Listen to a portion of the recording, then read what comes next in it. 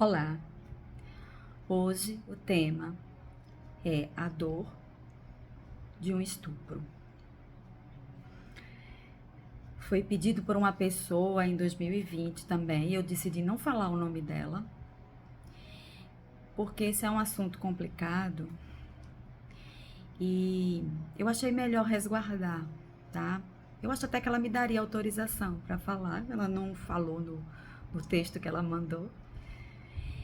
E desculpe eu estar falando e sorrindo, não é um tema de sorriso, não é, mas recentemente eu não tenho conseguido parar de sorrir, mesmo falando de alguma coisa trágica, tá? Então, eu primeiro pensei em ler o texto que ela me escreveu e depois falar um pouco sobre isso.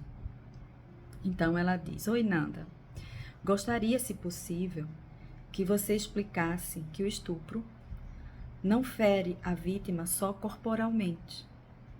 A dor do corpo, com o tempo, é esquecida. O que fere a vítima de um estupro é a dor que ela carrega por dentro e que nunca será esquecida. E cada vez que se toca no assunto, é como se estivéssemos lavando uma ferida e tirando aquela casaca de cima e fazendo uma limpeza profunda para melhor cicatrizar. A gente perde o chão, perde sonhos, perde muitas vezes até a vontade de viver. Entender que somos a vítima é o primeiro passo, mas o passo maior e mais desafiador é falarmos sobre isso, até gastarmos nosso emocional, a ponto de não doer mais. Sim, as cicatrizes serão muitas e jamais serão esquecidas, mas é possível viver e fazer dessas cicatrizes a lembrança de uma vitória.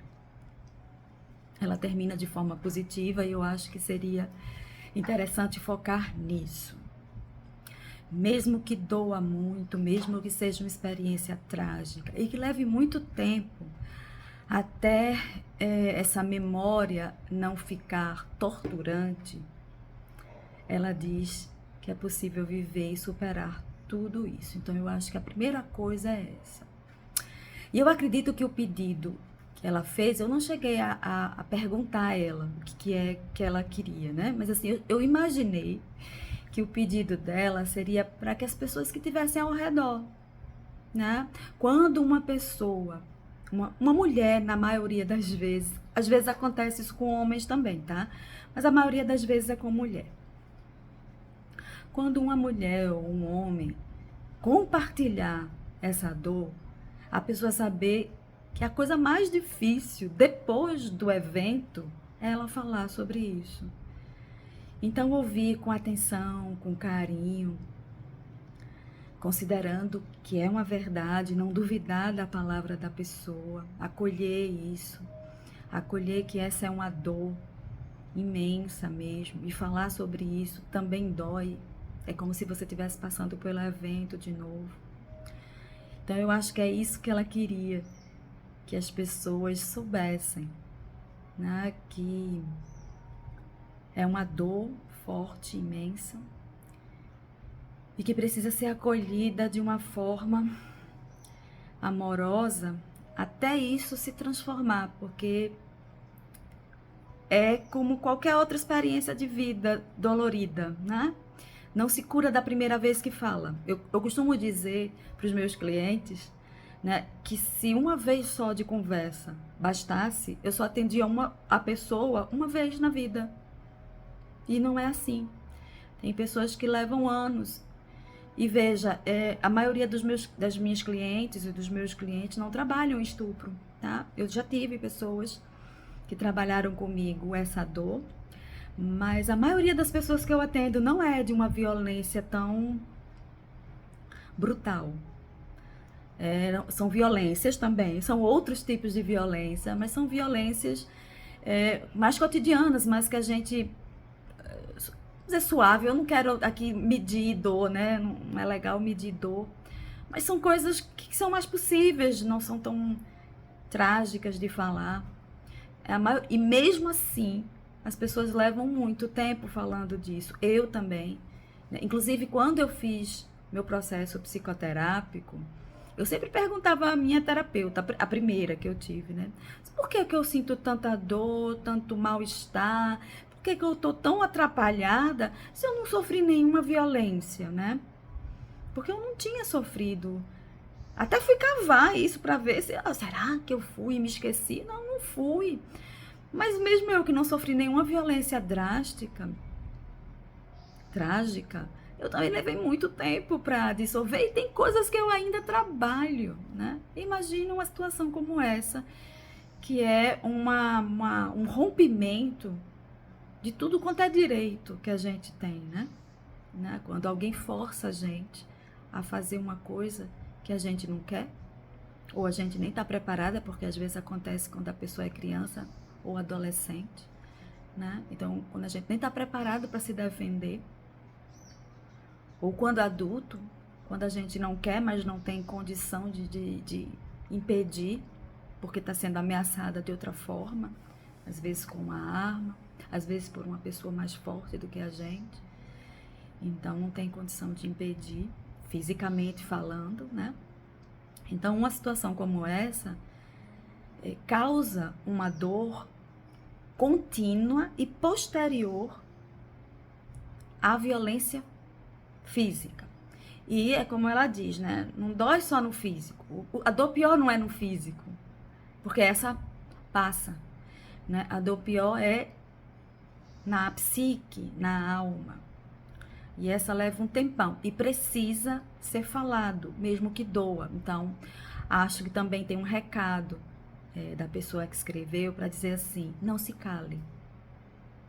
Procure uma pessoa que você acredite que vai entender. Talvez um profissional seja a melhor pessoa inicialmente, porque ela vai te preparar também até para falar para outras pessoas, tá? Mas uma pessoa que você acredite que vai te acolher, que vai te entender, que vai te dar colo inicialmente, tá?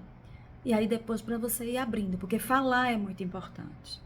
Falar sobre o ocorrido mais de uma vez, mesmo que seja, que pareça que tem um bocado de agulha enfiando e que a gente sinta muita vergonha disso e que se ache culpada disso, principalmente em mulheres e crianças de qualquer gênero, né? Se sente culpada. No estupro tem uma coisa que na minha cabeça fica, né, bem clara, é a confusão, porque dependendo de como foi feito, existe prazer também no estupro, né? Dependendo de como foi feito, obviamente, a pessoa pode até sentir prazer e isso é muito confuso. Como é que eu posso sentir prazer com a violência? Então, o nosso corpo não sabe diferenciar. Se tocou em lugares que dá prazer, a gente sente prazer. Então, não é culpa da gente. Não foi por querer que a gente sentiu prazer. É porque tocaram em partes do nosso corpo ou fizeram a gente tocar em partes do corpo do outro que nos gera prazer também. Então, eu acho que uma das confusões piores, às vezes, para adolescentes e crianças, para adultos não, porque talvez as pessoas já tenham a noção de diferenciar que eu não tenho culpa, não sei. Mas para a criança fica muito confuso isso, porque ela sente prazer. E a criança é livre para sentir prazer, né? Então fica confuso, como é que eu tô me sentindo mal e ao mesmo tempo sentindo prazer? Como é que dói e ao mesmo tempo tem uma lembrança de prazer? Então isso também é muito confuso, certo? Então a primeira coisa, como ela diz, é falar sobre isso, né?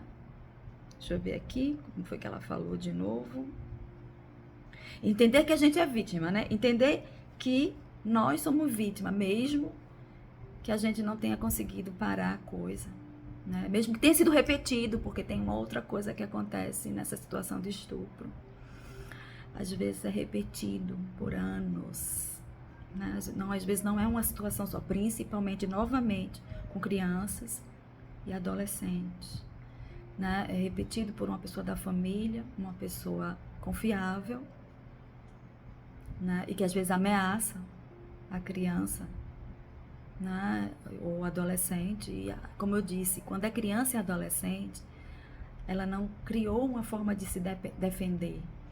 Então ela fica à mercê desse adulto que deveria cuidar dela, mas não consegue cuidar dela, né? Porque tem outros problemas, outras questões nessa pessoa. Louise Hay é um exemplo disso, né? Ela foi estuprada várias vezes pelo padrasto e pelo vizinho dela, né? E ela só se libertou, ela criou um câncer por causa disso, mais velha, com 40 e poucos anos, do ressentimento que ela tinha dessa história. Ela só se livrou disso quando ela entendeu que o padrasto, eu não sei do vizinho, mas o padrasto, ela entendeu que ele também sofreu violência quando era pequeno e ele estava fazendo o melhor que podia com a violência que recebeu. E aí ela pôde soltar isso e andar para frente, que é uma coisa importante, né? Ela chama isso de perdoar. Eu prefiro dizer soltar a memória negativa disso e andar para frente, tá? Então eu não sei, eu vou mandar esse vídeo para a pessoa que me pediu e vou perguntar a ela se ela está satisfeita, obviamente. Eu não sei se respondeu, mas foi o que veio na minha cabeça e a minha proposta sempre está sendo essa. Eu pego o tema e o que vem na minminha cabeça, eu falo. Se alguém tiver um complemento, uma contestação do que eu falei, é só escrever nos comentários, tá? Então, até a próxima.